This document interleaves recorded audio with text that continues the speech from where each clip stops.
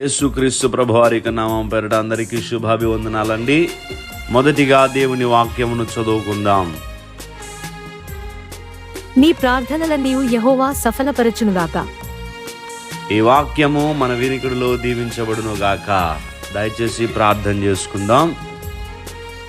భూమి ఆకాశములను సృజించిన సృష్టికర్త అయిన మా దేవ, ఈ పరిశుద్ధమైన నామమును బట్టి వందనములు. మా దినములు నీడవలే గతించుచున్నవి, అయినను మీ ప్రేమ వర్షము వలె మా పైన కుమ్మరిస్తూనే ఉన్నారు. ఏ విషయంలో తొలగిపోకుండా, ఒకవేళ పడిపోయినా మమ్మల్ని తిరిగి లేవనెత్తి నడిపిస్తున్నందుకు మీకు రుణస్థులమై ఉన్నాం. ఇంకా మా బ్రతుకు కాలమంతయు కూడా మీ చిత్తమును నెరవేర్చగలిగినటువంటి జీవితాలు మా అందరికీ దయచేయండి. ఈరోజు నీ బిడ్డలు వారి పనులు ప్రారంభిస్తూ ఉంటుండగా వారి పనులకు మీరు తోడుగా ఉండి వారి అవసరములన్నిటినీ తీర్చి ఈరోజంతా సంతోషంగా ఉండేలాగా సహాయం చేయండి.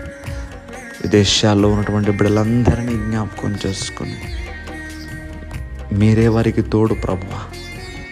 ఒక కన్నీరు వచ్చిన, సంతోషము కలిగిన, దుఃఖము కలిగిన, ఏదైనప్పటికీ మీతోనే పంచుకుంటారు ప్రభా. బిడ్డలు వారి కష్టాల నుండి, శోధల నుంచి విడిపించి వారికి తోడుగా ఉండి ప్రతి బిడ్డను కూడా మీరు ఆదరించమని యేసుక్రీస్తు వారి యొక్క నామం పేరట అడిగి వేడుకుంటున్నాం తండ్రి. ఆమేన్.